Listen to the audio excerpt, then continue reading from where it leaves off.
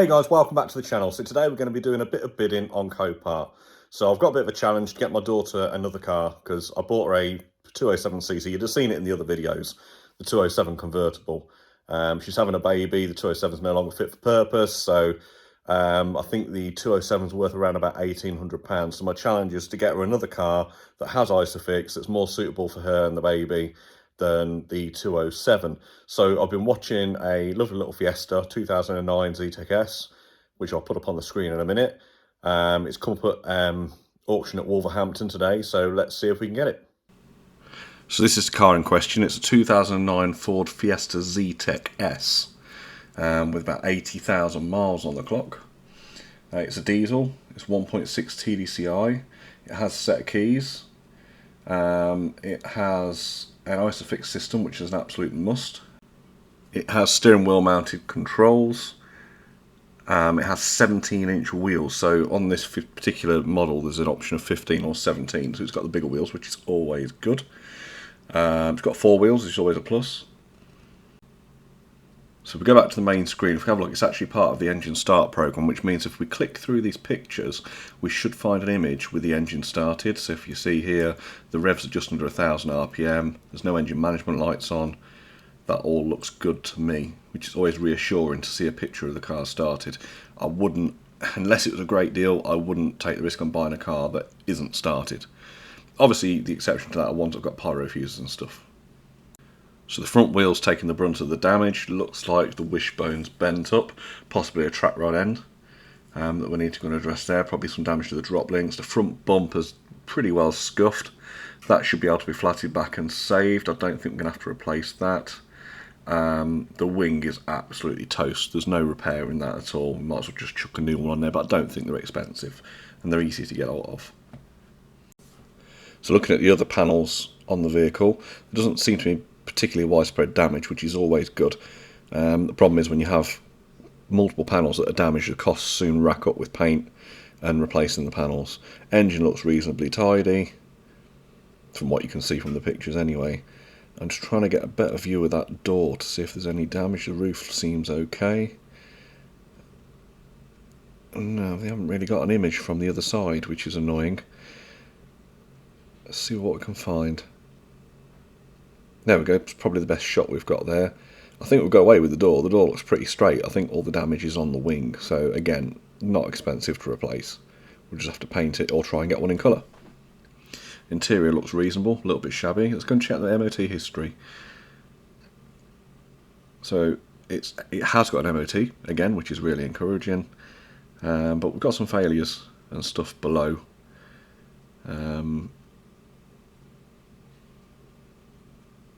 Yeah, so that's nothing to worry about. Excessive play in the track rod, so that's fine. We can sort that out easy enough. So all in all, the MOT history does check out pretty well. There's a few years where the car's actually been off the road. It's probably been sawn. Maybe it belonged to an elderly person, didn't use it much, or maybe it belonged to somebody in the forces, I don't know. But that would tie in with some of the issues we've got around emissions on some of the previous MOT failures. These cars are notorious if they're not used, then they end up fouling the engine emission systems. One final quick flick through the details, just make sure all the VAT is correct and everything on it, so that's not to be applied. Here we go, we're up now. So first bid in at £725, let's see how we get on. Nobody's come in yet. Still no one. Oh, okay, alright, no, straight away we've won it. Happy days. I was shocked with that. I usually have to put a few bids in before we win anything. Okay, so if we flick through and check our account details, we now should see a payment due for that car that we've just won. There we go, 2009 Ford Fiesta Zetec. So look, so £1,005.80p in total. So we need to add delivery onto that. So if we pop that on now, I think it was about £100 for delivery, I think, from memory. There we go. So £725 bid plus Copart fees. So there's a lot of co-part fees that are added on top. So £1,096.90 including delivery, so just under £1,100, which is bang on target for where we wanted to be to meet the £1,800 budget. We thought that Fiesta was going to go more for like the 1,500 to £2,000 mark. Its book price is around about 333. So I think we got an absolute steal with that, and I can't wait for it to be delivered. Looking at it, I think it's a new track rod end, maybe a wishbone to sort the wheel out, and then that wing needs replacing. They're not overly expensive, and I think with this one we'll actually spray it up ourselves. Let's have a quick look around it and see what needs to be done. So the damage on the front is as anticipated and as was in the advert. It looks like the wishbone's collapsed. I've got a replacement wishbone, replacement ball joint. I've also ordered, I've got in my possession the wing that needs to go on. Pinion on this still hasn't changed. That can all be flatted back and fixed, which is absolutely fine. The door, which I queried before, I think we've got away with that one. Doesn't appear to be any. There's a slight little bit of chipping on the door there, but I'm not too worried about that. I can touch that in. The annoying thing is, as I mentioned in the video a minute ago, is this additional damage here is going to need to be filled and painted, and that wasn't in the adverts either. So a bit annoying, but you win some, you lose some. With regards to the condition of the rest of the car, all the bonnet's good. There's no damage to the front bumper apart from that bottom valance, which is easy enough to fix back on. Everything else is in keeping with the age of the car. It is a 2009. It's got relatively high miles on it. All the wheels look in good condition. Luckily there's no locking wheel nuts, because I've got to get them ball joints and everything done. Have a look in the back. Just grab the key. Well, I've got one key. Gonna need to get another one of them created. Knowing my kids, they'll probably lock themselves out.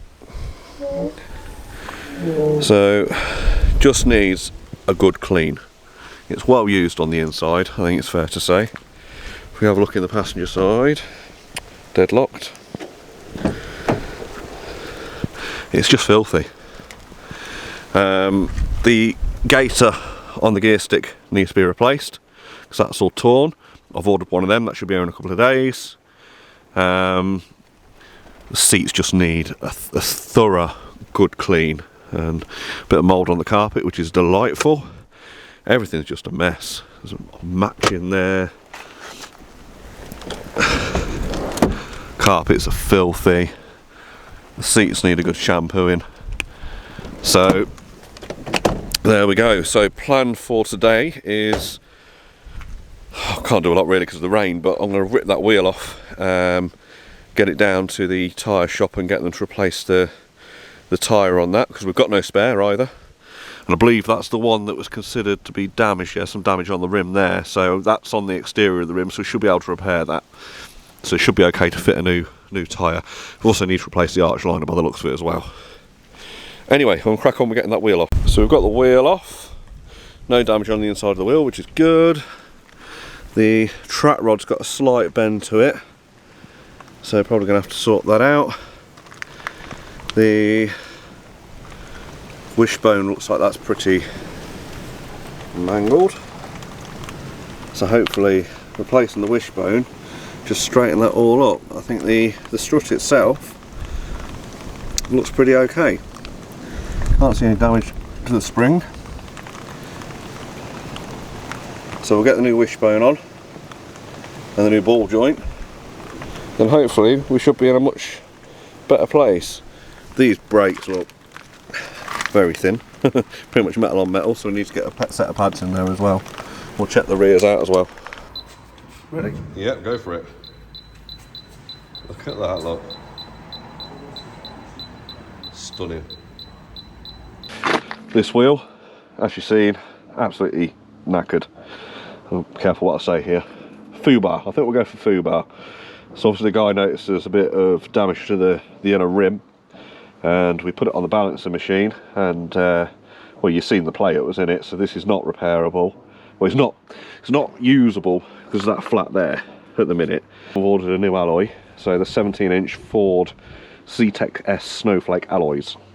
So I managed to get it for about 90 quid delivered, so that should be here in the next couple of days. So we'll have a tyre chucked on that, and if we can get this one repaired, refurbed, then that'll become the spare then, because we haven't got a spare in the boot.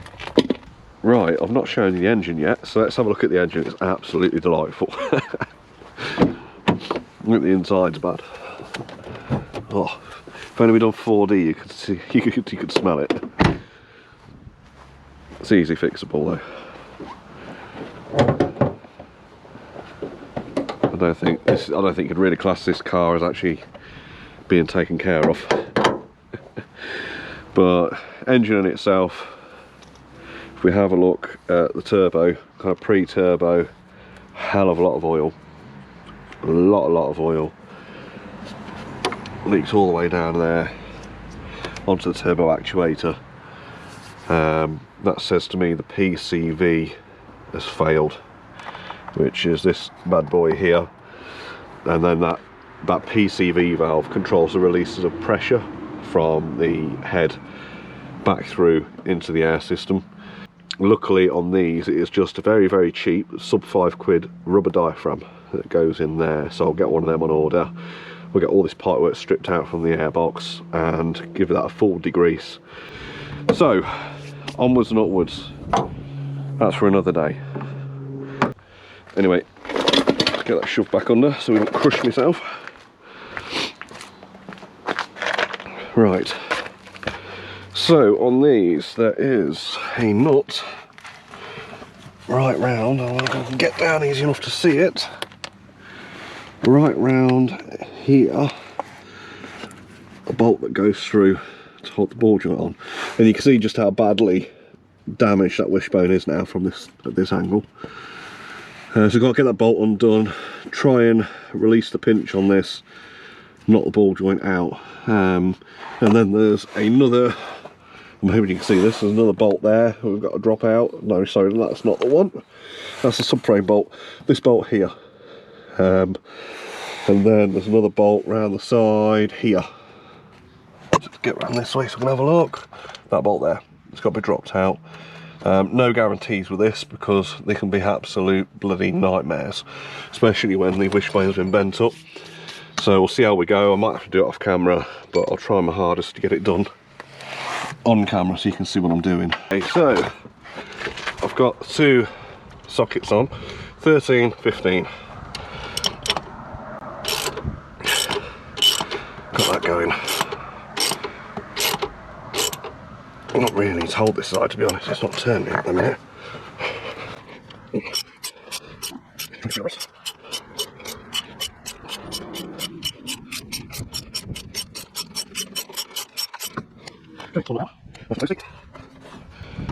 And then loosen that off there. What we need to do then is get the extension bar, come round and get on the end of the thread there. Hopefully you can see that. And try and knock that bolt through. There, that ain't no good.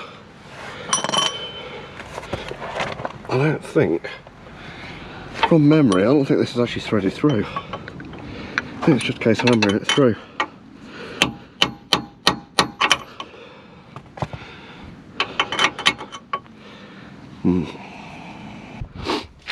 So I've just blasted everything down with some WD-40 to try and loosen everything up. I think there's that much tension due to that twisted wishbone, I can't knock the bolt back. As you can tell, I'm having an absolute mare here. So everything's just that twisted up and seized on, nothing's moving. Come on, mofo. That's the old manual method.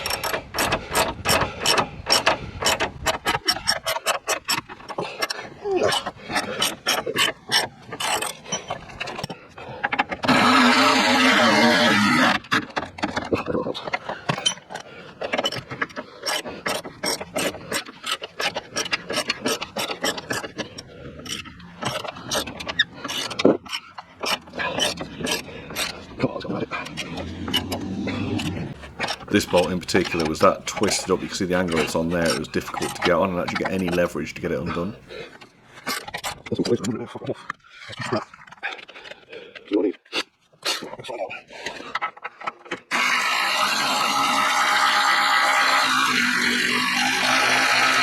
finally got the bolt out.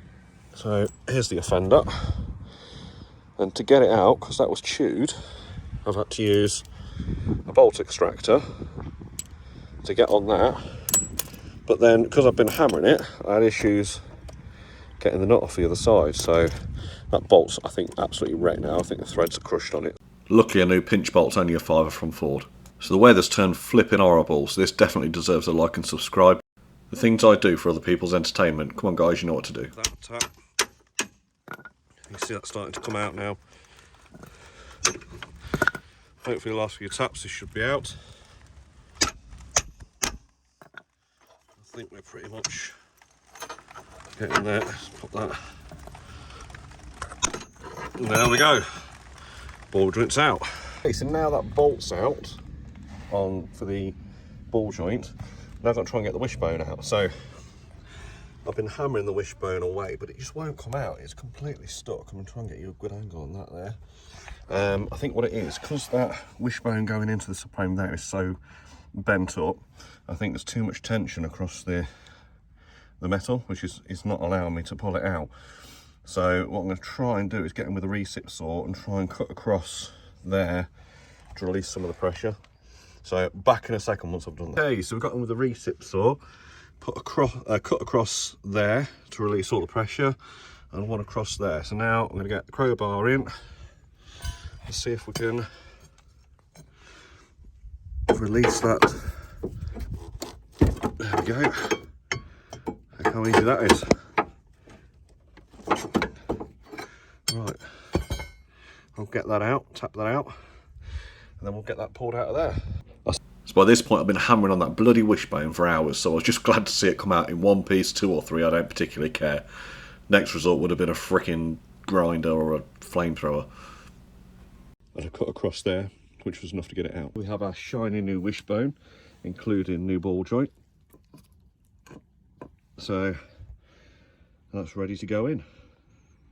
Okay, so bolts back in that side, bolts back in that side, show you underneath. Took a lot of fettling. Had to kind of, I think, to start off with, I lined that bolt up that side, got that in, then hammered the wishbone round until I could get that bolt in, all the way and tightened up. Now what I've got to do is jack the actual hub up and pop the ball joint in and do the pinch bolt up on the ball joint, and then we're going to get on to replacing the drop links which are snapped. Okay, as you can see there, I've got the ball joint lined up to the pinch assembly nicely, so we've got a little tap underneath and then pop the jack underneath it and just jack the control arm up, which should pop that in and pop the pinch bolt in. Okay, so there we are, we have new drop link because that one had been damaged, which I'll show you just in there. That's fitted there. We've got the new wishbone on with a new ball joint, and everything's been done back up. So that's now brought the wheel, although the wheel's scrap, ignore that for now. It's now brought the wheel back centre. Now I can crack on and get that wing back on. Then hopefully the new wheel will be here today, if not tomorrow. We can whack that on as well, get a new tyre in it and put it on. And then at that point we can get the wing refitted and get it all painted. Right, time to dive into the interior. Cometh the hour, cometh the man, and the man in question, Henry Hoover.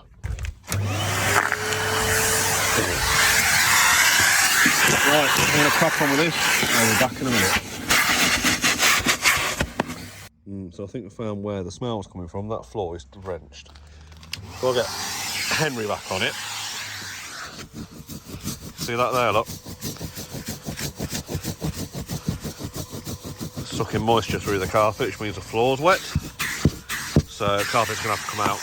I noticed in the boot, well, it's easy to see because I've got loads of crap in there. Stuff that I've taken off. I'll set this aside a minute. The headlight. Let's move that over there.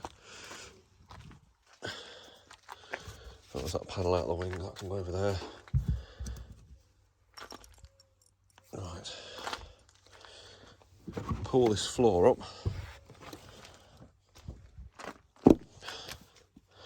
That's soaking. So there's water. Ooh. SD card. We'll check that out.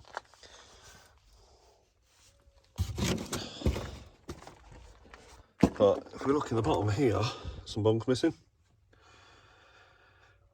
And there's a lot of lime water, which means that the water's getting in somewhere. But where? That is the question. It's not. The boot seal looks okay, although somebody has had the seal out because the carpets have been pulled out. So this is the bit I love. Start digging. Pulled the rear bench out, and what we got here? West End dog grooming salon. Crydinion. So yeah, it's Wales. I thought it was. Some of the information I found on the vehicle said it was from Wales. So what's this here? I want to foster in Welsh. So yeah, we've even got some cutlery in the back here. Look, lovely. So I'm going to see if we can get the rest of these bolts undone and rip this complete rear bench out. Start to pull some of the other interior out so we can trace where this leak's coming from. So I've been doing some research and found out there's a few things that we need to check. So the Mk7's notorious for leaking through the seams of the welds, mainly coming off the roof here. But this one here particularly is notorious, and also this one here. So if we put a hand under the carpet, it's wet straight away. Look, you can see wet there. And if we check this side,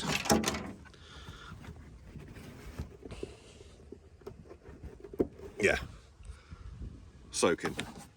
So it looks like we've got leaks from both sides. So what happens is it seeps through these welds here, runs through the box channel down the inside and drops in to the corner there. Typically will run off into the wheel well, but also can, depending on braking and what level the car's parked on, it can leak that way as well and run down through under the seats into the passenger footwell. So I'm going to pop out and get some form of automotive sealant, probably panel sealant to be honest with you, or seam sealer as it's better known. We're going to blast it over here and probably do round here as well. I think we'll take the lights out because there's obviously holes behind the lights. We'll create a bit of a dam over the top of there so it runs around the holes and not through the holes, just in case.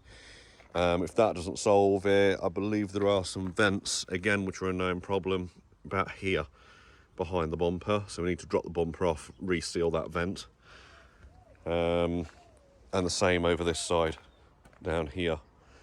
So I'm going to get some sealant, test it over the rain for the next couple of days and see if it lets any water in. These carpets were particularly grim. Years of not being cleaned and obviously getting wet doesn't help. I've had to cut away some of the underlay from underneath, and maybe I'm going to treat it with some mould treatment, but might have to replace that. So I'm going to hit this with a hoover, and once I've got it relatively clean, we'll then hit it with the carpet shampooer and show you the results after. Look at all that loveliness. That's somewhat better after a shampoo.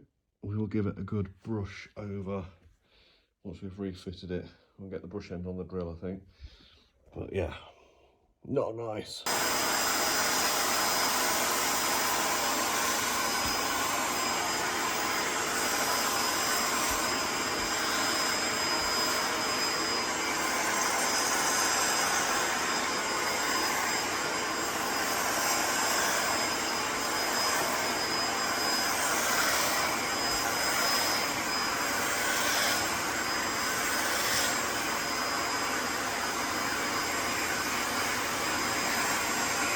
So here's the interior. It's been shampooed up. It's come up like new. Right, so the carpet's been out for a few hours drying out.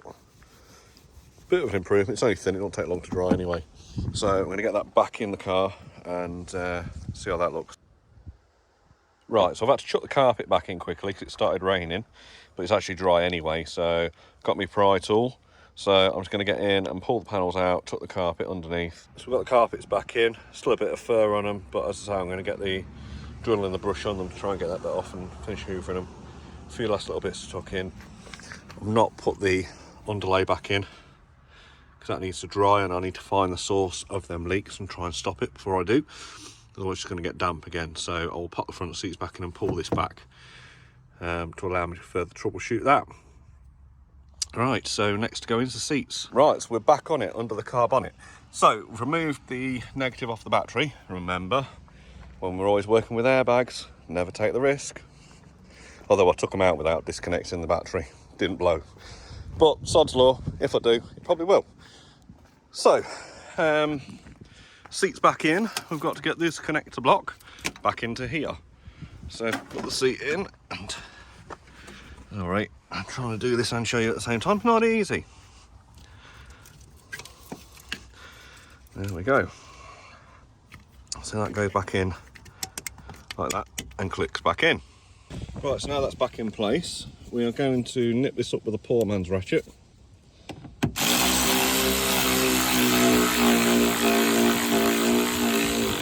Which gives us roughly around about 50 newtons worth of tightness.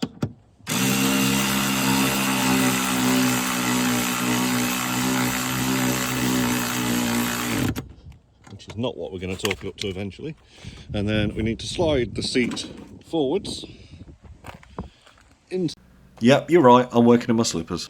Drop these bolts. So the correct torque for the seats and the seat belt fixings is actually 35 Newton meters or 25 foot-pounds if you drive on the wrong side of the road. Of badass. So let's try this out. I'll put it on low for now because I don't want to break anything. Put it on medium. There we go.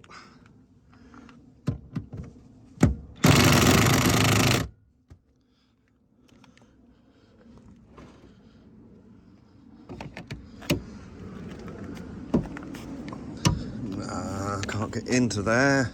That's annoying. Okay, so we've got both seats back in.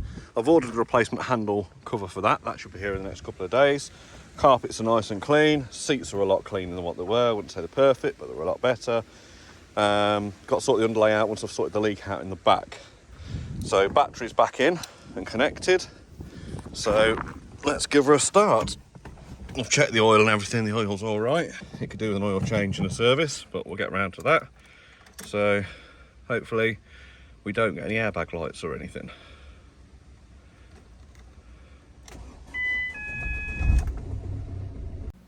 Pleasingly for once, we actually didn't break something. It was the first time for everything, I suppose. So the illustrious wheel has turned up, finally, after being sent God knows where in the country. It's not great. It's had a pretty cruddy paint job done on it. And that's all it is, really, is a little bit of curb rashing. I can sort that out fairly easy. But the paint's going to have to be stripped off because it's all bubbled and reacted. So we'll take care of that as we go. There's a little bit of rash on the wheel there as well. But the main thing is it seems to be wholly straight. And the tyre, although it needs replacing, is still road legal. And it seems to be relatively straight on the back as well, which is holding air, which is a big improvement to the last one. So we're going to get that ripped off, get this one chucked on, get it started and take it on its first drive. Still changed over, and some of the beady-eyed amongst you would have noticed that I've put the wing on just to test fit it. There's a little bit of manipulation I've got to do down the bottom there. Seems to have been bent out a little bit. I've got to manipulate it in once the panel's off. So there we go, we've checked the oil. That seems to be, it's not good. It needs changing, but it's usable for now. I've ordered a full service kit for it. That should be here hopefully in the next day or so. Right, so we've got it started. First problem, there's no water in the washers. I should have known before I chucked the load in that there's a problem with the bottle, but if we have a look, it's the actual pump, the connectors have snapped off it. So the bottle seems to be okay, so we can get another pump and put that in, that's not a problem. It'll be cheap as anything anyway.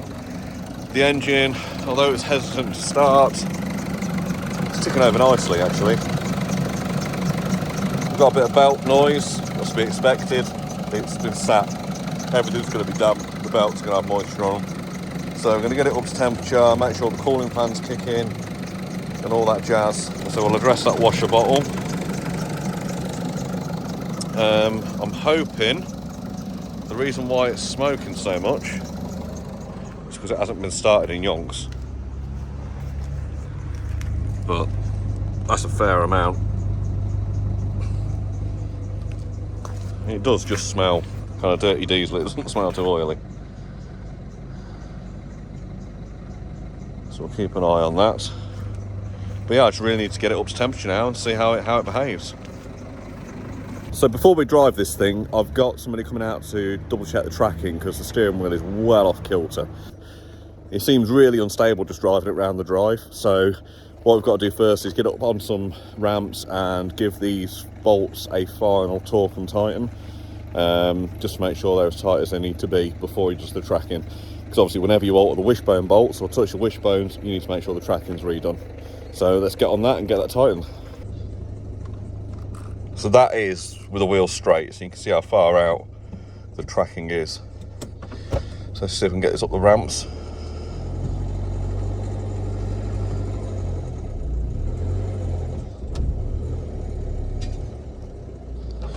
That should see us up. We are. There we are, that's a lot better. So we'll get some bricks behind the wheels and get them bolts tightened up. Right, so we just need to get under and back onto that bolt there and give that a good tighten. So I've got my impact gun to start off with. Go under and get on that.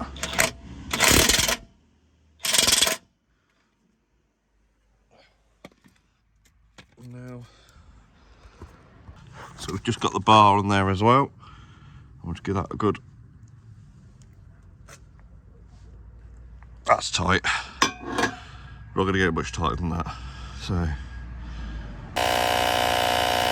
that's back down, I just want to give it a quick check of the tyre pressures. We're up to about 32. This one was down at about 26. We should always double check the tyre pressures after the car's been standing for any period of time. Obviously we don't know how long this has been in the salvage yard. So that new one looks a little bit low as well, so that'll be the next one to be done. You'll see it's all on here, it's down towards 21. So again, we'll let that one go up to about 32. And then we'll give it another test and see whether it's any more stable. So after doing the tyres and everything else, I've given the car a good run, got it up to temperature, and the smoke's completely disappeared. Absolutely nothing.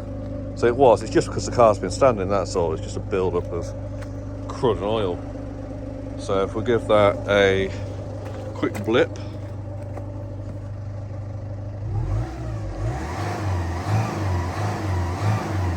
Clean as a whistle. So that's positive. I don't know whether you can hear that or not. We've got that noise. And it's only on idle. So if you rev it, move the car, completely stops.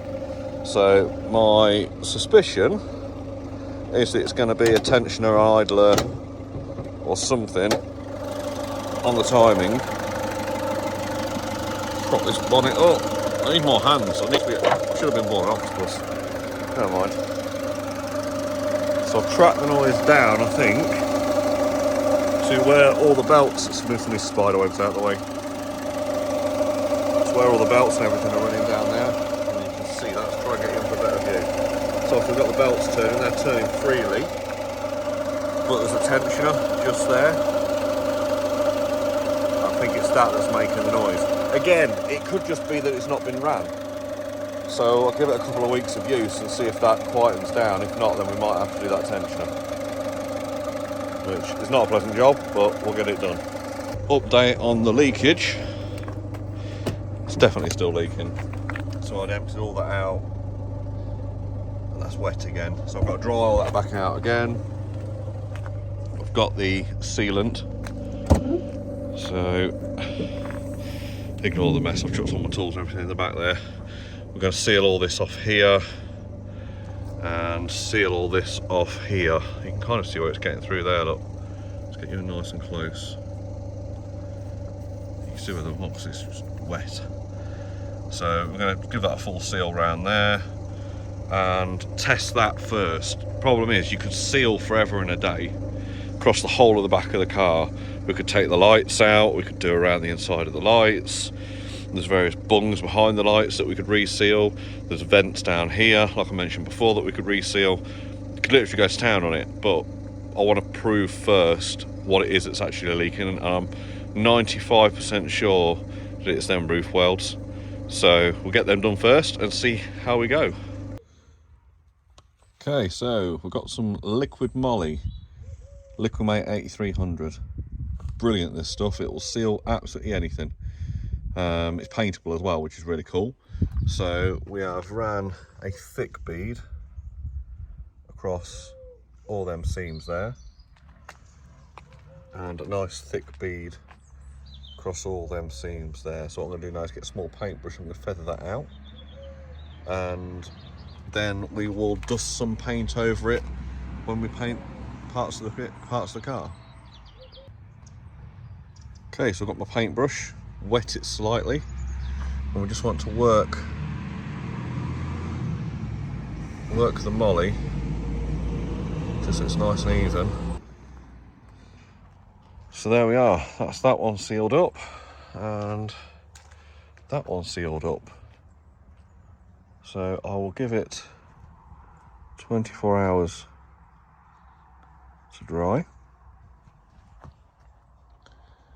and then I've got to get in there, look, see, just redistribute that a little bit with the paintbrush under the seal. Just check the other side. That's not too bad, that's down quite far. Just push it into the seal. It always stays flexible, this stuff as well, so hopefully that does the job. We'll give it 24 hours to set, and then we'll give the car a good wash over and see whether they get any water in it. Right, I got a bit sidetracked, but here we go. Let's finally get out and take on its maiden voyage. A little bit of a smell still, but hopefully that'll go the more we use it. Let's make sure the radio's off. Lovely. Started up really easy, no hesitations, no nothing. Let's get the heat on it, it's freezing. Well, it's gone to 8 degrees now, it was at 4 degrees earlier. It is warming up a little bit. Well, anyway, off we go. Pop the lights on.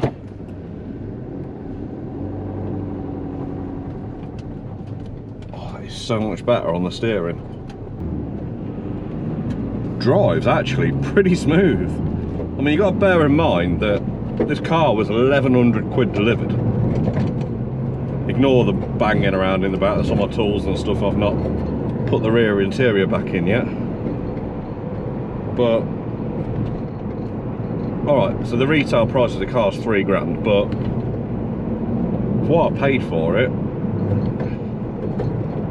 it's driving really nice, actually.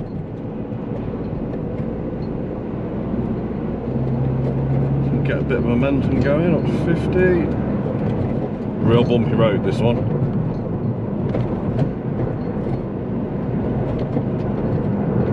Got quite a bit of poke as well for 1.6 diesel with about 70 horsepower or whatever it is, maybe 80 horsepower, I don't know offhand. It's got quite a bit of poke in it.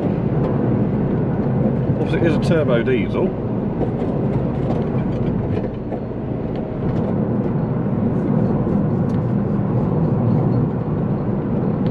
Heaters are good.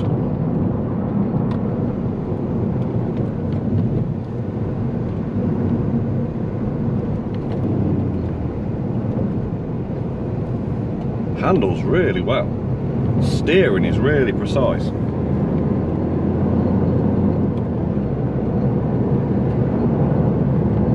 Despite it being a diesel, it's still got quite a hot hatch feel about it.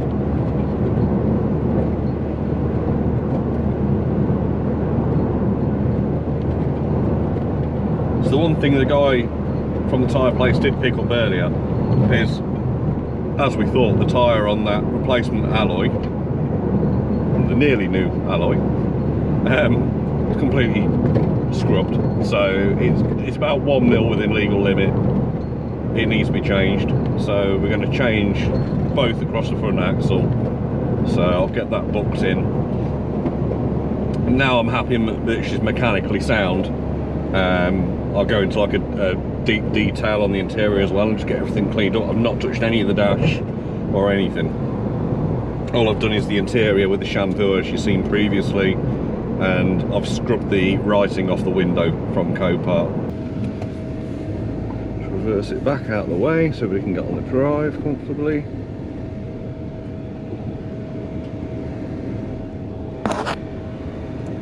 So I applied some liquid moly. It's like a vulcanised rubber sealant over the roof welds and coming down the back of the car here, on that side, and I also done that side. And I was hoping that that had fixed the issue, because otherwise we're going to be chasing down, maybe potentially behind the lights and taking bumpers off and fixing vents. So let's have a look and see whether that's improved things. So if we have a look under this rear quarter here, that's bone dry. And if we check the other side, that's also dry as well. So if we go into the back and have a look, that's dry, that's excellent, there's absolutely no wet in there at all. What we were hoping for. If we go back and check the other side, again, bone dry. So what I've done is I've gone over the car with the jet wash and gave it a bit of a clean. It's a little bit of an improvement, not much, but we're getting there. If it doesn't let water in when using the jet wash on it, it's not going to let water in. So I think we're pretty sorted from that perspective. So now I'm going to crack on and get the rest of the interior put back in and look at tidying a few things up on the inside. So let's crack on.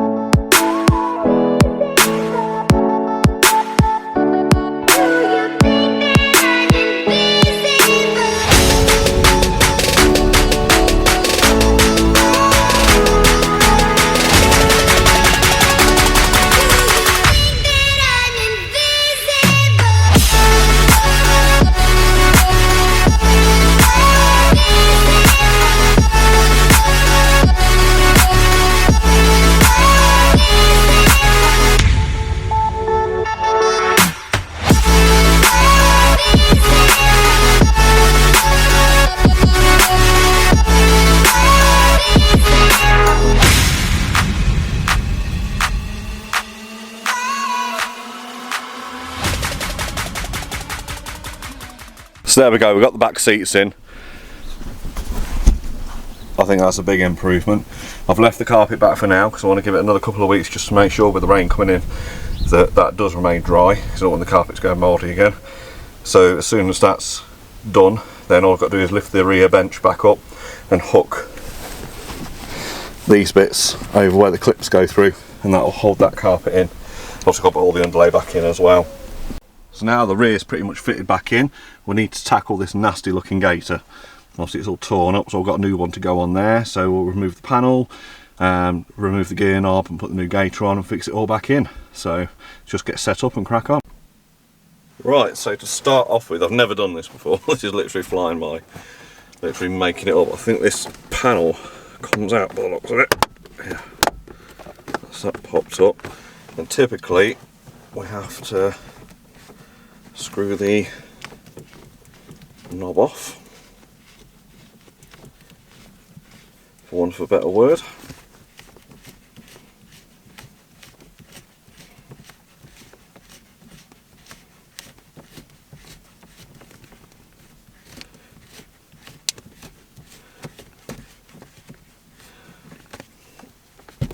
And it should just pull up, I think. There we go. Dodgy gaiter. I'm guessing. Yeah. There we go. So underneath here, looks like we've got a series of clips, which I'll break, as I always do, that seem to retain. There we go.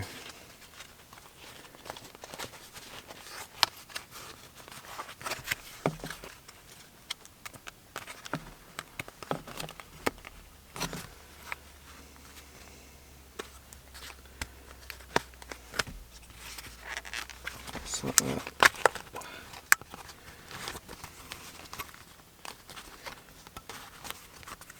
Right, to press this there. Back for a sec. So, looking at this, I've got to remove the staples.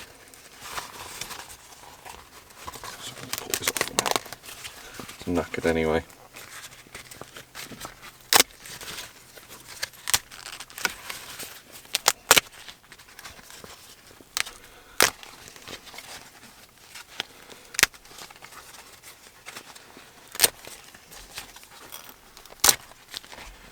Okay. I have a new one off Amazon. I think it was something like 15 quid or something like that. So I've gone for the red stitching, and that'll be apparent soon as to why.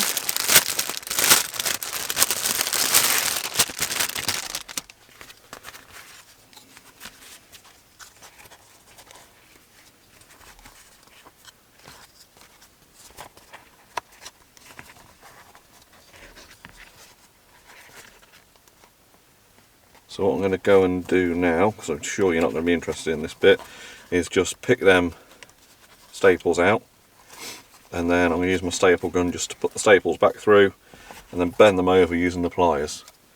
And then once that's done, we'll get back and refit the gaiter and the gear stick knob. So back in the room, so that's a lot better. In the end, what I've done was tucked it under and actually used some contact adhesive around the inside of this bit here, and just waited for it to go tacky and stuck the material to it. It's absolutely solid, so that's a lot better. So what I've got to do now is feed this on here. Tuck the panel back where it come from, which I think is going to be easier said than done. Let's have a look at the clips. Right, so they just push down. So I think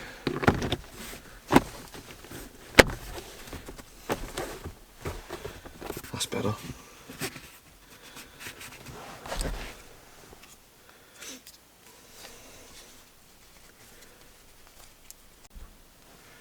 Okay, so it's got a screwdriver and lever that bit off. I think how it goes is that obviously goes over the material, so push the material through there like that, And I think once this is screwed on, that kind of pinches up over that to pinch the material in, but we'll give it a go. There's one way to find out, isn't there?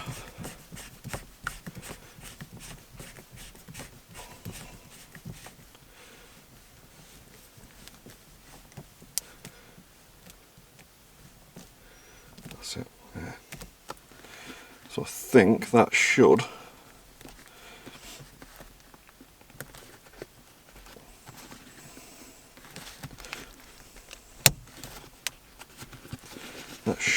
be it.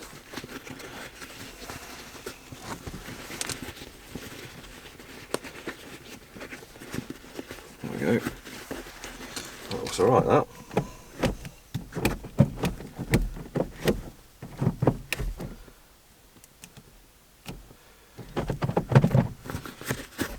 Not bad for 15 quid. I'd say it's a pretty good upgrade. Compared to the old one, and the old one's just knackered. Look at that, look.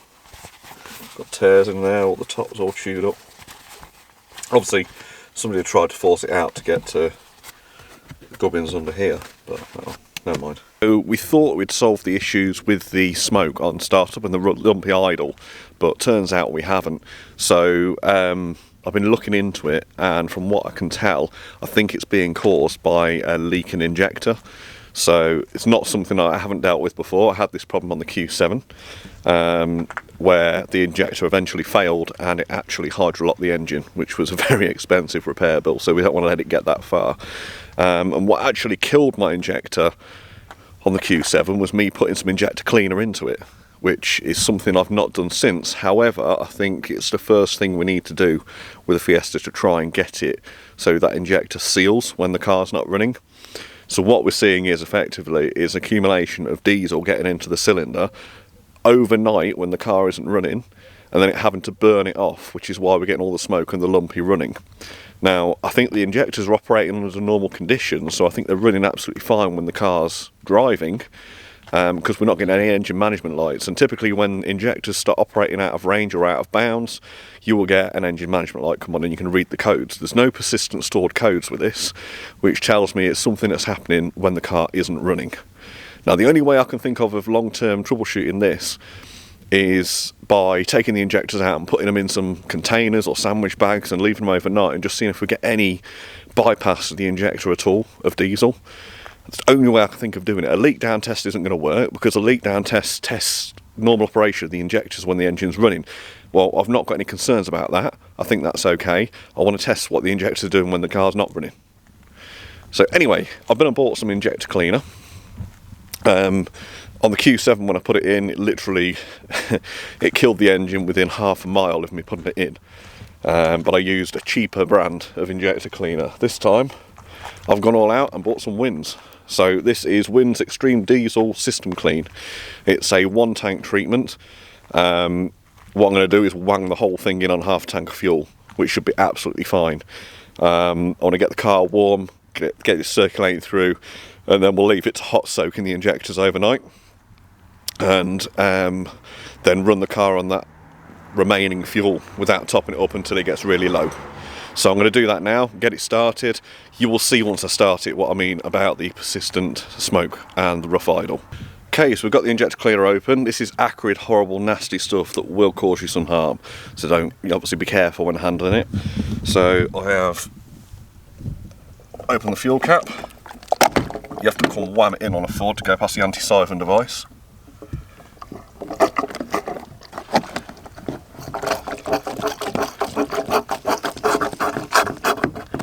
So empty that into there.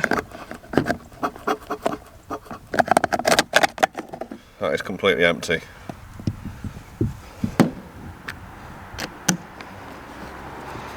Tighten this back up. Got that all over my hands, so I need to go wash that, because as I say, it's very nasty stuff. That is what a messy fuel cap. Look at that. That's disgraceful. Need to get that cleaned. So I'm going to give it a start now, and I'll show you what I mean about the rough idle. Right, so it's minus 1.5 degrees. It is freezing fog, so this is a cold start. Let's give the car an unlock. There we go. So if we get in, hopefully I can position you to a point where... Right, so you should have a good view of the clocks. Just make sure it's out of gear. So I'm going to turn to the final stage of ignition, make sure the aircon and everything's off. Let the glow plug circuit go out. You see that, look, chug chug chug chug chug, watch the revs. It's really struggling, it's fighting, it's hunting.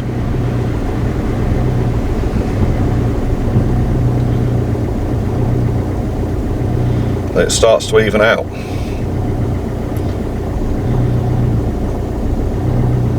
Even now it's lumpy as anything. No engine management light. Sometimes the engine management light flicks on, flicks off, but it's not storing any persistent codes, which is interesting. So anyway, let's hop out and have a look and see what the smoke's like.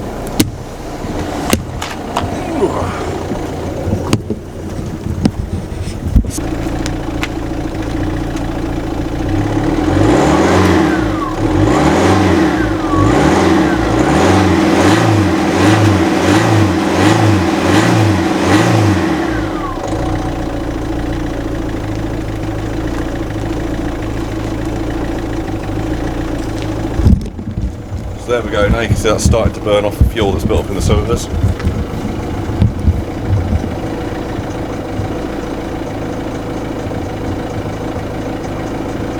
Now when that's warm, that'll be completely clear. It's not as bad as usual. Nowhere near as bad as usual, and it's been sitting for probably about 3 or 4 days as well. Interesting. So they say never work with dogs, cats or children. I think you can probably add Ford Fiestas to that one.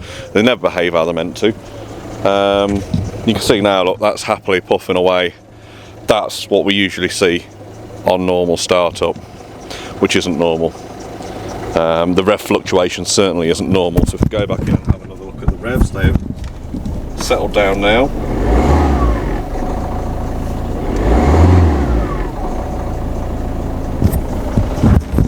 They seem to be running fine. So I'm going to take it a walk. So I'm going to take it a run and let it warm up and see what happens. See whether any of this reduces down. Hopefully that's being picked up. You can see that a lot clearer. But as you can see, it is cold. You can see my breath.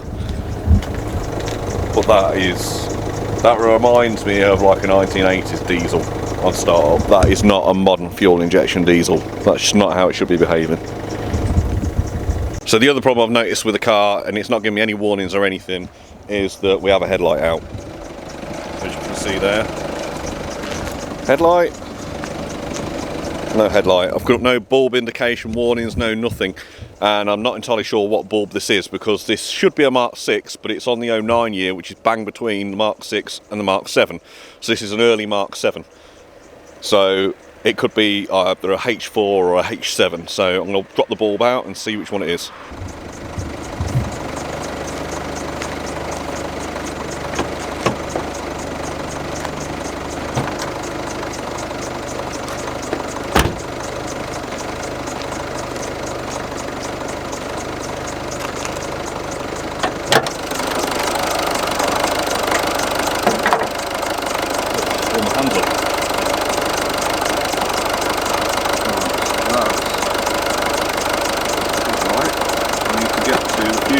In the way.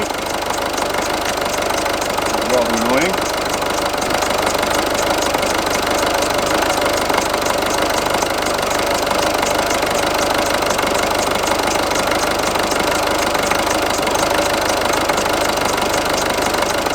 I'll get a screwdriver.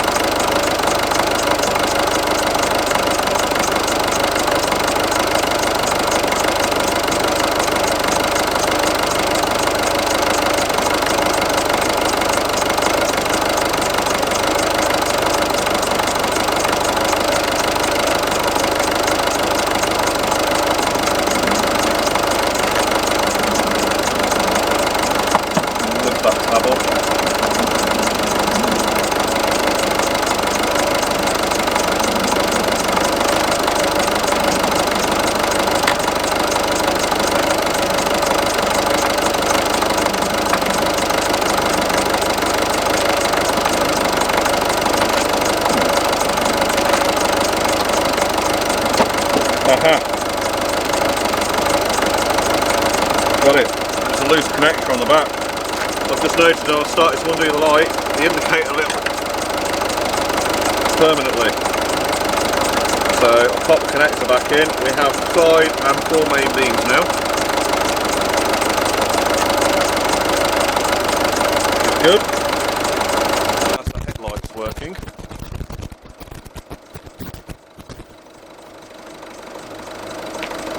Our left indicator working.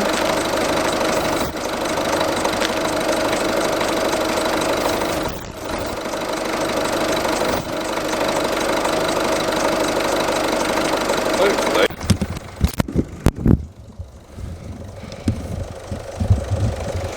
So it's dead easy to pop the light out if you need to on these. So if we undo that clip there, pull that forward, undo that screw there, and ignore that crap, I'll fix that. That one there.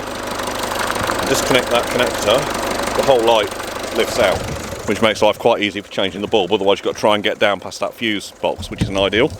So that's been idling for probably about 10 minutes now, and still look the amount of smoke it's given off. Is that normal?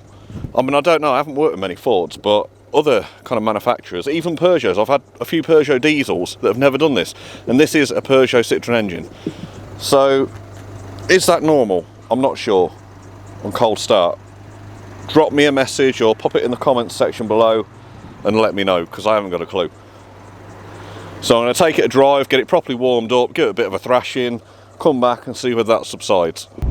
As you can see, it's been a good run now, and that is behaving. It's behaved all the way. I've not had an issue where it's not behaved, but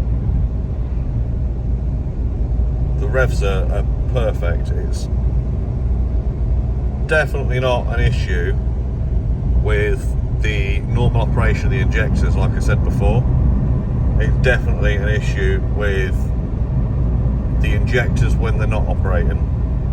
So I think my guess would be that the injectors are carboned up and they are not quite sealing against their own seal.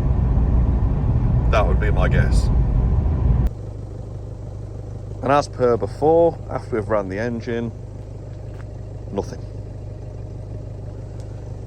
Again, we'll go blip the throttle, but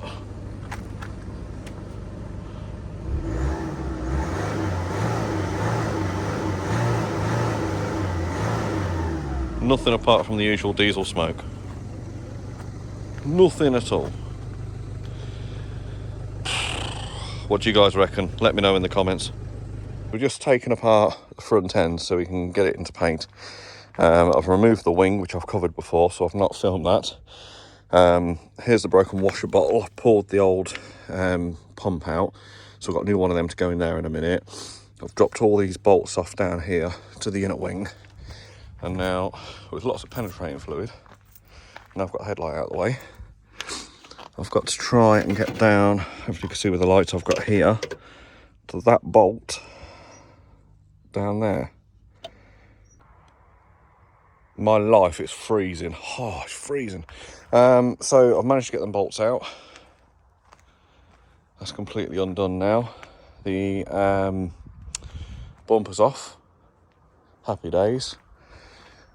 We're going to tackle the washer bottle pump now and get that filled up, make sure that's holding water and it's working. And then it's get that into the greenhouse, get it warmed up, get it prepped and get it painted.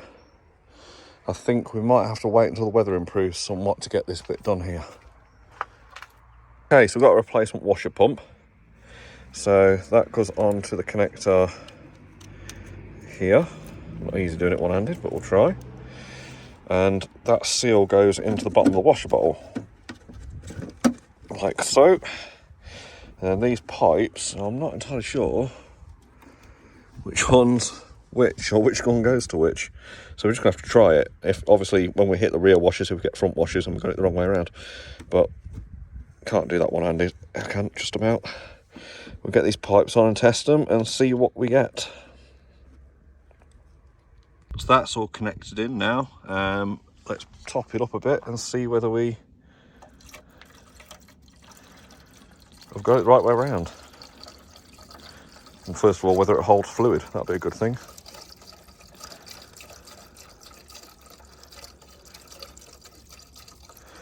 pop a bit in for now, just in case. I've got to put them heights back off. So, pro tip, if you're ever struggling to get washers, your washer bottle topped up, take your wing and bumper off. Oh dear. Right, my key. See what happens. Right.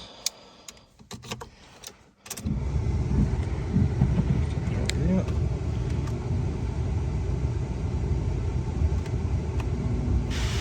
Hey. So that's the front washers. And if I turn you around, it's probably the easiest way. We have rear washers. Right, so I've got the bumper in the greenhouse. I'm just trying to, I've got some 80 grit. I'm just trying to knock down any of the roughness and scrapes that are currently on there. That way.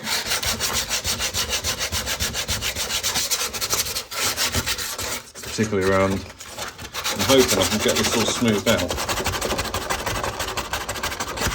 Around the spotlight, so I'm going to have to replace it.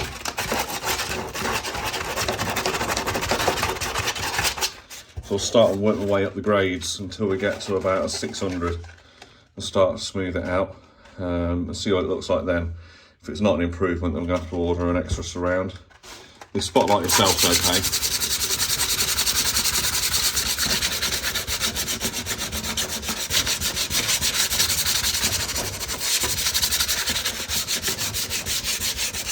And then once we've flatted all that out, as I say, we'll work up through the grades until we get to about a 600. I've got some flexible filler. Now it has to be flexible filler for a bumper like this, because otherwise it's just going to flex and crack back out, right? So then I'll skim it off with the flexible filler, and then we'll work back through the grades, getting it nice and smooth, up to about 1500 in prep for paint, and then we'll hit it with some high build primer, and then flat it back some more, and then we should be good for the base coat then. So I'm going to crack on and get this done. I'm sure you're not interested in seeing me sand something down. Okay, so we've got that flatted back mostly, up to 600. So I'll let that dry, get all masked up, and then we'll hit it with some primer and see how we go from there. So I've got the heater running to bring the temperature of the greenhouse up, my temporary spray booth, and I'm just heating the high build primer as well. It's a bit cold at the minute to be able to spray properly, but if I can get the general temperature up to above 10 degrees, we should be okay. It's all been flatted back. I'm a little bit concerned about these scratches still. You just feel them, so I think we're going to have to fill them. We'll get a tack cloth, just run it completely over the panel where we're going to prime. It just picks up any dirt and debris, any bits off the panel, stops it going into the primer and the paint. Right. So our repair line, because we're going to smart repair this, is going to come down here and then across, down and here. Yeah, so obviously we're going to paint anything this side of the line and below.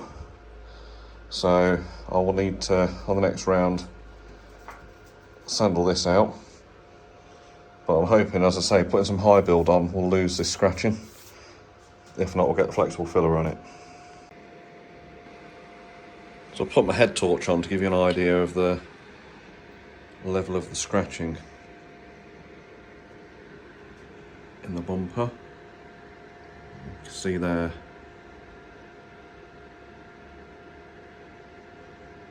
That swage line there. That needs to be sharpened up a bit. So we can do that using the filler. So it's the next day, we've put the first coat of high build primer on, we've flatted that back, and I've also applied the first layer of the flexible bumper putty, the filler.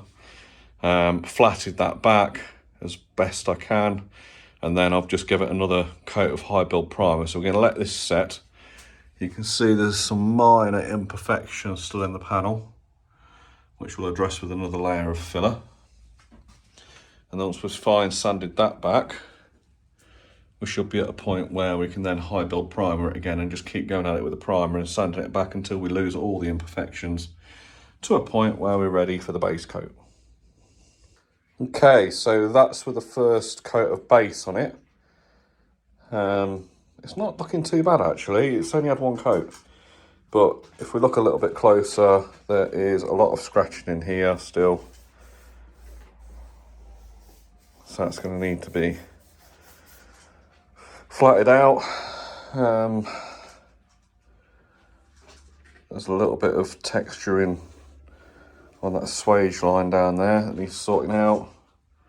At the top there, you can see that. There's still a few dents and stuff and that in there that needs sorting. Scratch there. Some scratching down here. We might lose some of the scratching with the second coat. Obviously, there's scratching here, but there's not a lot I could really do about that because I think there's a lot of fracture lines in the bumper. And it's not new, that's the thing to remember, and the car isn't new. It's a 2009 battered Fiesta. So it's kind of how good do I want to make the job, really. You know, like, part of me wants to make it perfect, so I'm a bit of a perfectionist, but really and truthfully, probably another coat on this and blending it in with a clear coat, it's probably gonna look a lot better than what it is now, or what it was before, certainly. So we're back here the next day. What I've done is basically knock that first base coat back again, all the highs, re-sanded it all back to 600, ready for the base coat. I've got to take care of that. I've just seen that. You always find stuff that you've missed. We'll give it another coat of high build, give it a light sand, and then we'll go back for the next base and see how that looks. Okay, so we've just laid the first coat of high build back down again. I'm going to follow up with the second coat of high build, and then we'll flat it back at 600 and then crack onto the base coat. I've laid a loose edge here, so when we blend all the 2K clear coat in, we're not going to end up with a solid line, so we can get a nice blend. So once I lay the 2K down, I will then feather it out with some blending thinners. And then once it's fully set and cured, we'll then hit it with a DA. So I've just flatted that wing back with 600 grit, just to take the shine off it, so we can then base coat that all blue. But I've sorted out that little bit at the bottom when it was on the car that was coming away from the vehicle a bit. I've bent that back in, which left a little bit of a pit.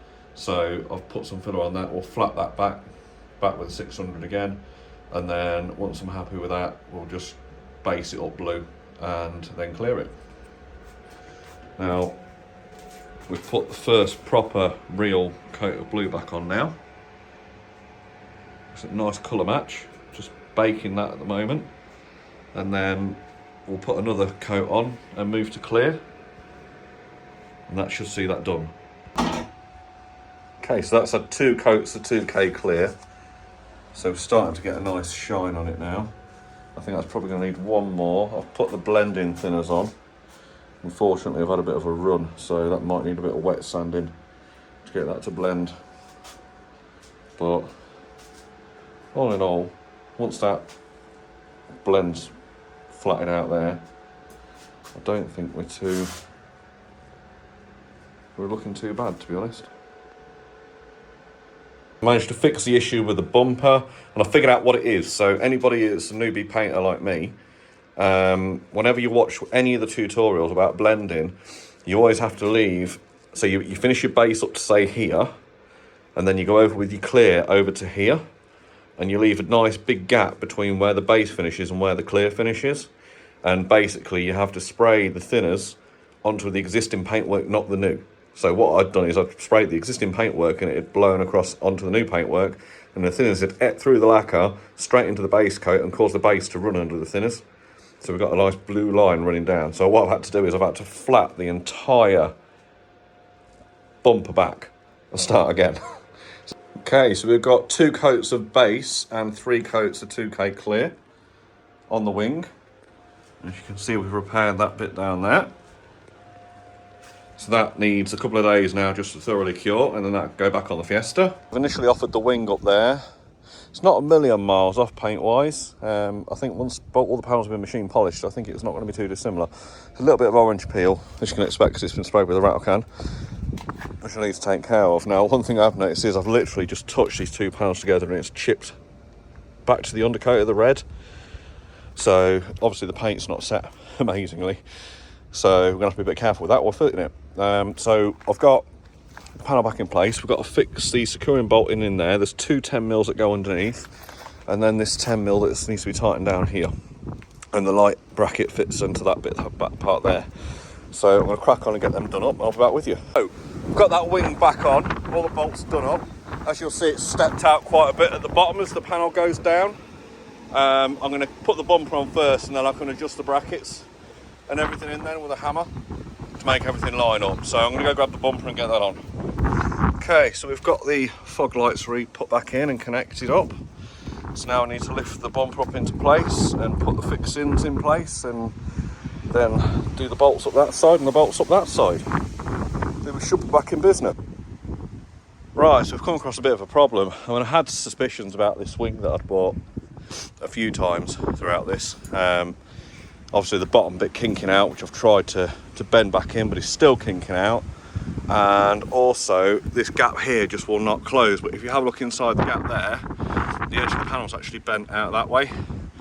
So I suggest this panel has been in a bump, and probably on a frame damaged vehicle. It's actually twisted the panel. So unfortunately we've got to get a new panel and repaint that one. So I'll get a brand new one on order from Ford. I don't think about 40-50 quid. I don't think they're very expensive.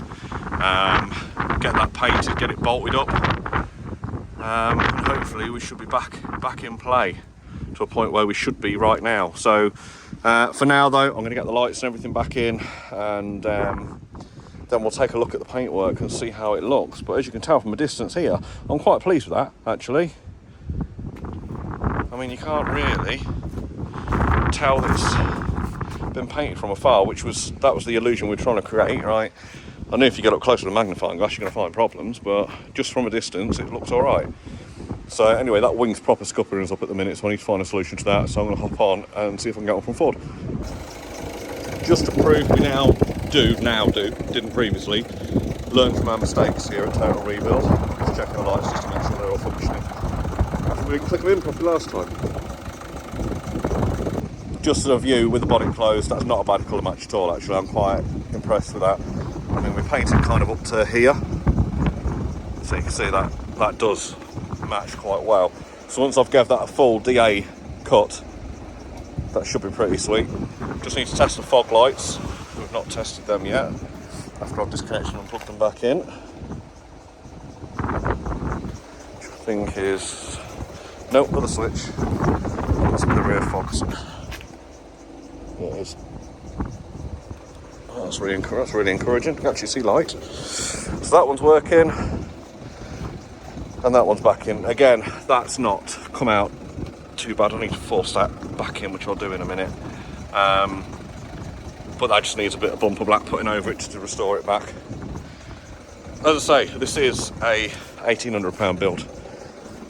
I'm not pumping loads of money, time and effort into it. You know, it'll be what will be when we get rid of the Peugeot, which is going to be doing some work on the channel next on this to get this sorted out, ready for sale. Once we've sorted that out, this will become her second car. So, you know, she's been driving not quite a year yet, so we all know what new drives are like. I know what I was like with being a new driver. I had a few accidents over my time, so, you know, I'm not going to plough loads into getting this perfect, because it's really not worth it. Right, I have in this box the new arch liner, but obviously with having to replace that wing, you can see how bad it is from this angle, look. Then I'm going to have to leave that. Otherwise it's going to make it difficult getting the wing back on and off, but we'll sort that as and when we get the new wing. So let's get back in and do a bit of a water check on the back of the car, because it's been a few weeks since we have. Let's slide the seats forward.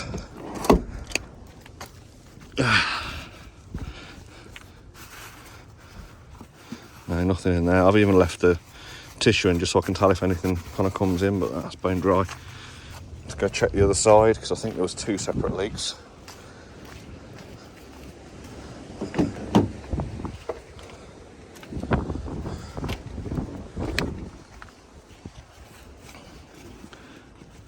Again, bone dry. So I'm happy to put the underlay and the carpets back now. Okay, so that's all the carpets, underlay and everything refitted back in. All I've done is joined it with some tape in the middle so there's no hump. And it's as good as new. But I think we can certainly say, compared to when we had the car, that it looks a lot better now. Obviously ignore the mess, I need to get rid of that. But just cleanliness wise of the seats, so much better. Right, now we need to crack on with the steering wheel cover, which is one of them stitch-on types. So on we go. Okay, so we've got the cover. It's really freaking awkward. You have to stretch it. It's not very forgiving. To pull it round on the steering wheel. So I have to kind of keep working it. Get to a point where you can tuck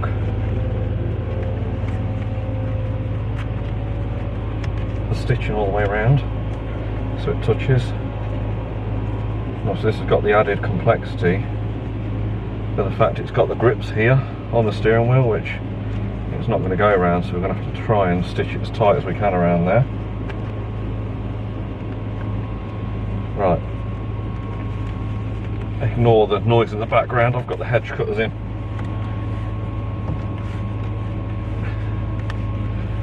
Now, the join in the leather needs to be right at the bottom of the wheel.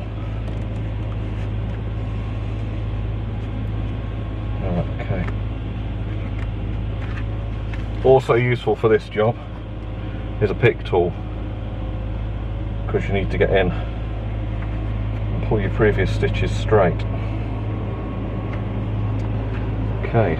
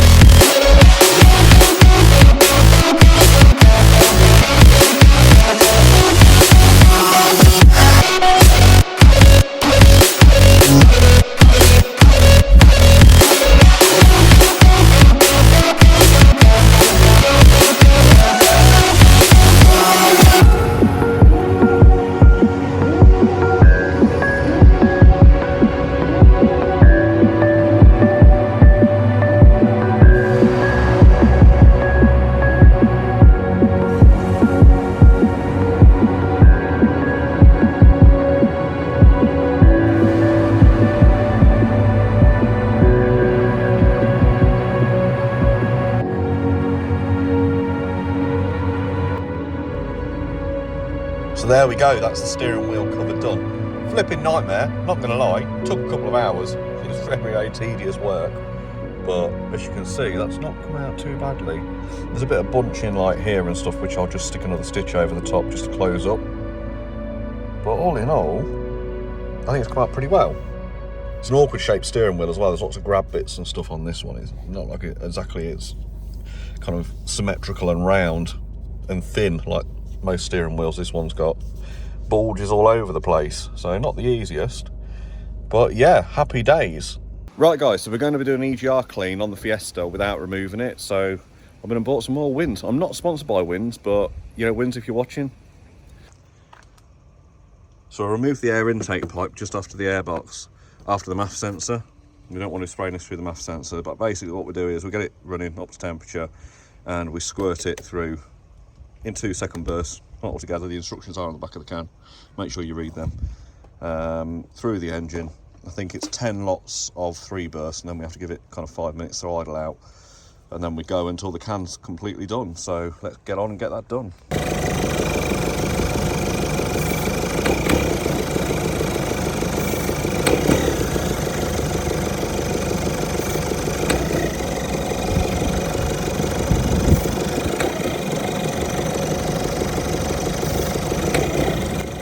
Whilst doing this, you want to keep the sprays just literally down to a second or two.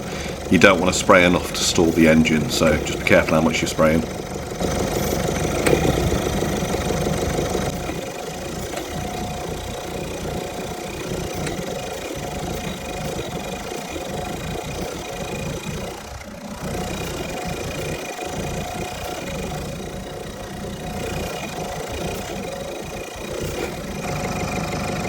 We're about halfway through the can, so the important thing to remember is not to spray it upside down, because you actually won't get any of the cleaner, you'll just get the gas. So make sure it's upright. 2-second burst. You'll see the revs punt up and down, or down and up. Depends on the vehicle. Then it'll idle out. Once it's idle out, give it another couple of seconds spray. Rinse and repeat.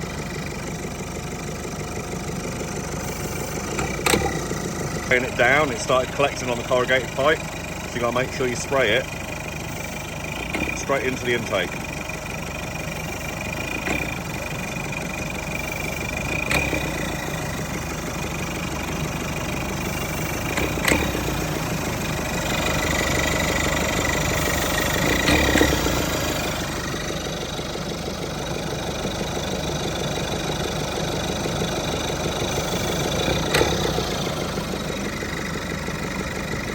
So that's probably about 3/4 of a can. I'm just going to give it 5 minutes now to idle out, and then we'll crack on and get the rest of the can put through. So now we've sprayed the whole can through, we need to take the car on a test drive just to make sure it's performing as it's expected to. And I think there's a massive improvement on the way that the car pulled. It just went through the rev ranges a lot better compared to before we actually put the treatment through the car. Surely not through just kind of spraying a bit of EGR cleaner through it, as it kind of give it a better throttle response. But when using the EGR cleaner, it does warn you that it can contaminate the oil, so you need to follow it up with at least an oil change, if not ideally a good service to the car. So we'll crack on and get that done now. So to start off, we've got to get the car up on the ramps. I'm going to drop the under trays out so we've got access to drop the oil. Okay, so when you're using ramps, the best way to do it is to get the car straight, get the wheels straight, and then when you're moving the ramps in, so just under the wheels, as we struggle and the bumper's going to hit that, if we put a block of wood just in front of the ramp, lift it up, same this side, that'll help clear the bumper. That should just allow us now to drive the car up the ramps. There we go. Give that a go.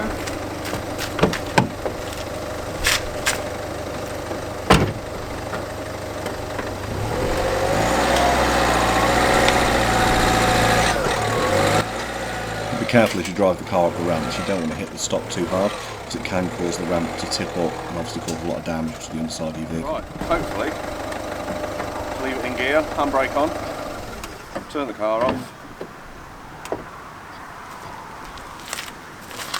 and we're up on the ramps. Pop some blocks behind the rear wheels, just in case, and then we should be safe to work. Right, there's not much light under here, but we'll try. Ultimately, we need to drop this tray off, first of all, to give us access. I don't know whether you can see or not, but there are 4 securing bolts. Obviously just posi drive. One there, there's one there, one over there, and another one up there. So I'm going to drop them out and drop this tray, and then that should give us a good idea of what access we've got to play with. Despite us having some seriously expensive video equipment, we're having to resort to the iPhone under the car because there's just not enough light. So I've got a 21mm socket. I've cracked that loose. This is the sump plug. The oil's hot because obviously we've just taken the car a run. Also be careful of the exhaust downpipe because that's red hot at the moment. So I'm going to try and loosen this off without burning myself. I've got the collector tray underneath.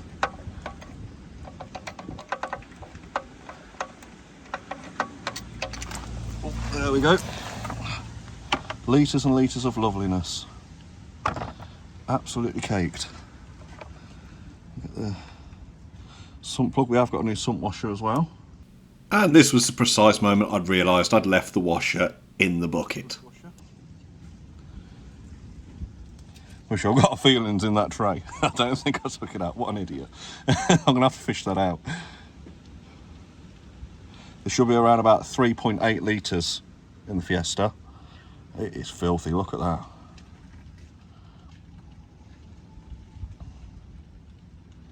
So we're going to let that drain out.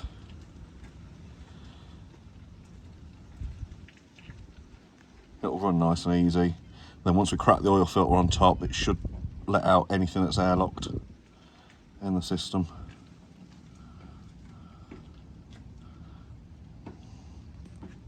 Right, so that's just about stopped running now. I've dug the replacement crush washer out of there, filthy.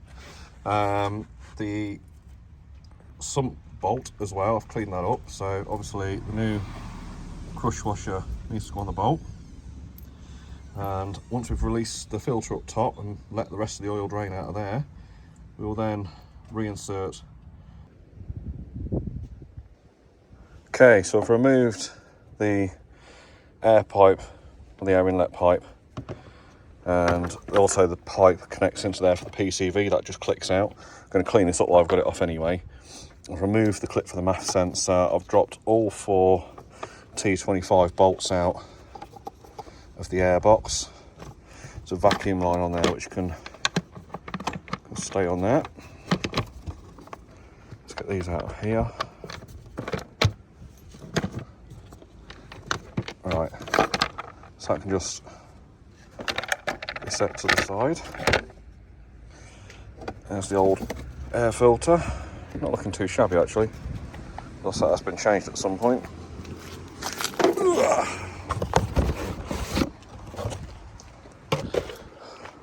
New air filter, there's no debris in there, don't need to clean that out. Pop the new air filter in and bed it in. And then the cover can go back on. Line that up, reconnect the MAF sensor. There we go. Tighten them down. We've dropped one on the floor, so I'm going to have to go find that. Get that connected back in. Okay, so we've got a bit of an issue where the oil filter's seized on. So I've had to order another tool to see if I can try and get it back off. So I've had to I've changed the air filter as you've just seen. I've had to refit all the hoses and everything. There's the oil filter down there. Hopefully the tool will be here tomorrow. For now though, I'm just topping it up with some oil so I can get it moved. What I'll do is any oil I drop out of it tomorrow, if it's in good condition, I'll run it through a filter and then put it back in. If not, I'll replace the oil. But we need to put 3.8 litres back in. So we've got the Napa oil. Don't think it's really expensive anyway, so if needs be, I'll just pick some more up tomorrow. Let's keep topping that up. So we've got around about 2 litres, no 3 litres, just under 3 litres in at the minute.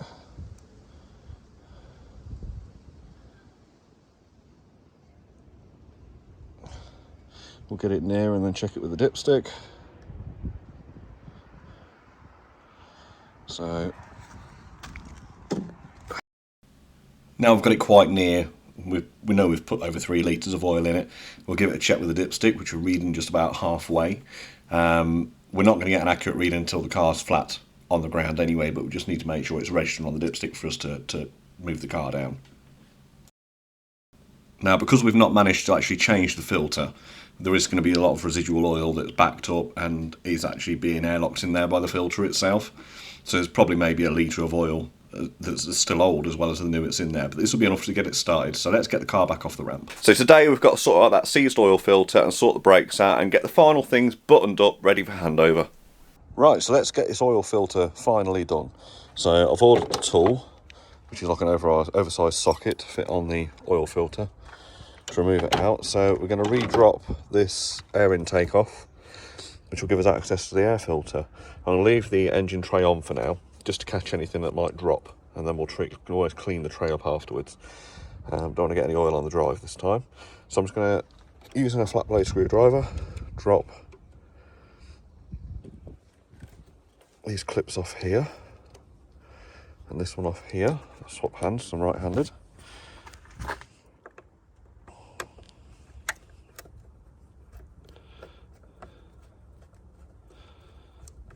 Nice and loose on that one. Okay, this PCV pipe literally just clips off here.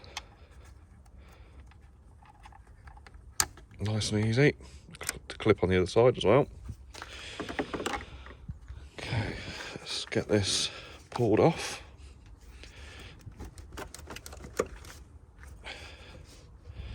And we just need to very carefully pry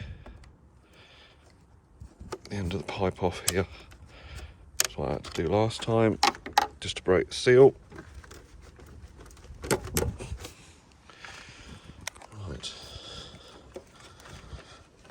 There we go, that's that off there. So this has just got a 3/8 socket on it, so that fits on there nicely.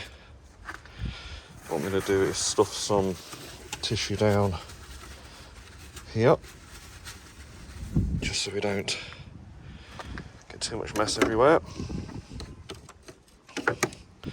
Might not need the extension bar actually, as long as I've got enough room to get on with the ratchet.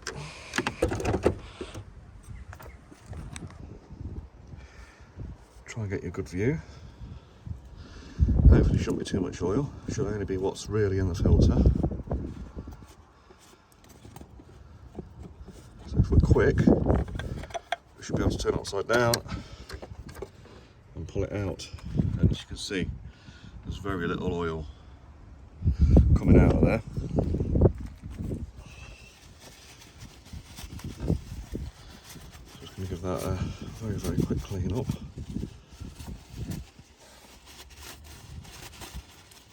Get the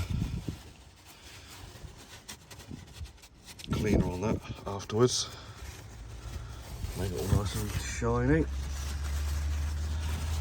Don't want it to run down onto the exhaust.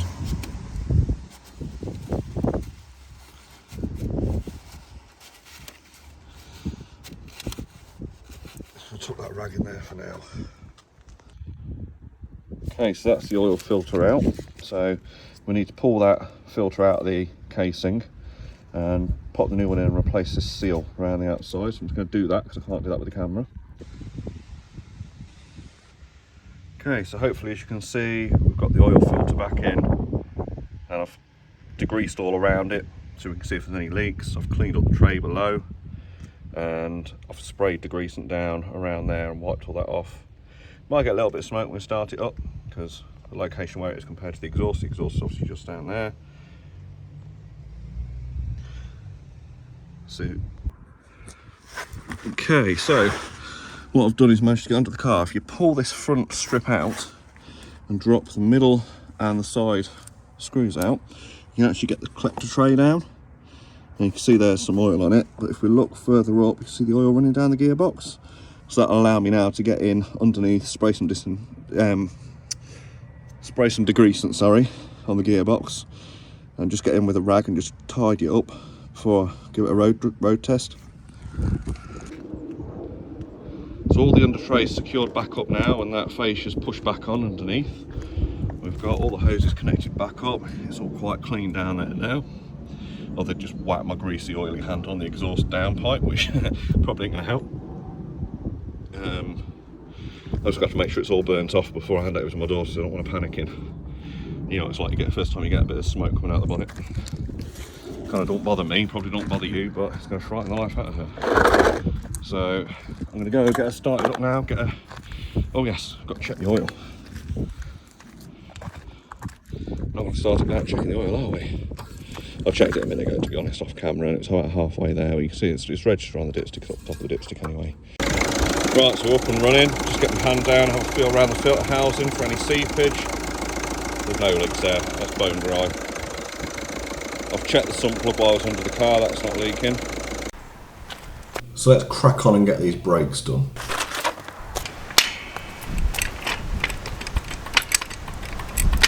So first off, let's get this jack in place under the jacking point and get it jacked up.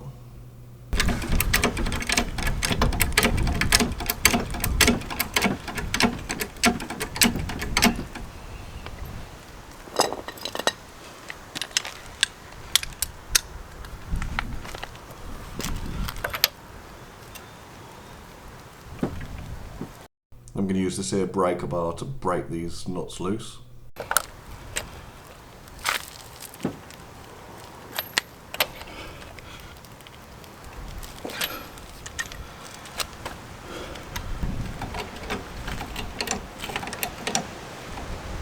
I can use the impact gun just to blast them off.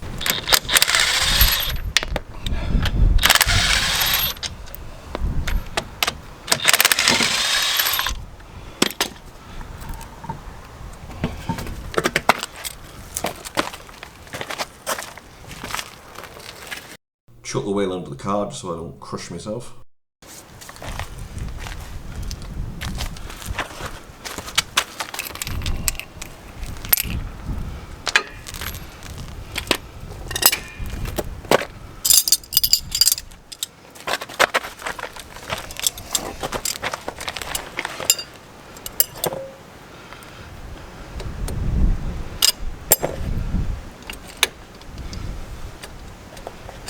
So I'm going to use the 19 to hold the bolt still on the caliper, and then use the 12 to crack the caliper securing bolts off.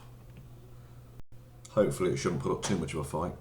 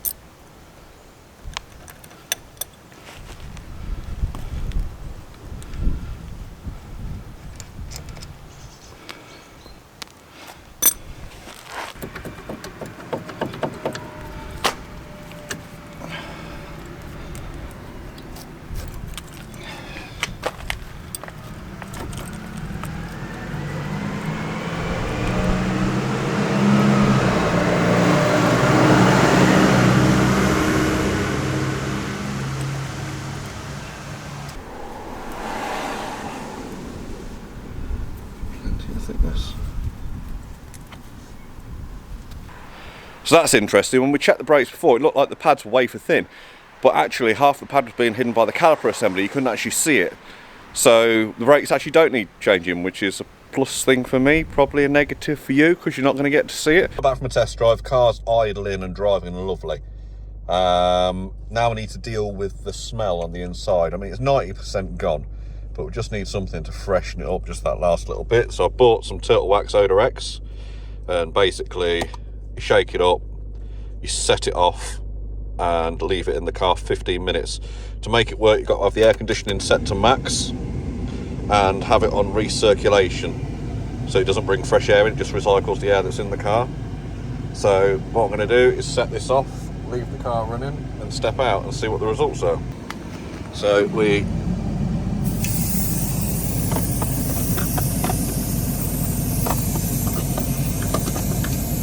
leave that in there,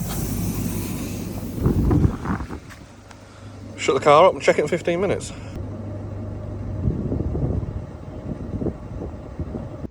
So we're giving it a very good clean, a good hoover.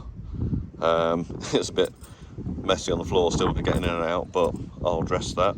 But it smells so much better. It's a massive improvement from when we first had it. So hopefully that should keep smelling nice for a long time to come. So I think with Fiesta we've probably taken it as far as what we can take it, especially given the time of year. I think we need the summer in order to do the smart repairs and stuff on it. So I'm going to end it there for this one. But I think let's take a look back at where we've come from and where we are now. Catch you guys later. Thanks for watching. Don't forget to like and subscribe. See you on the next one.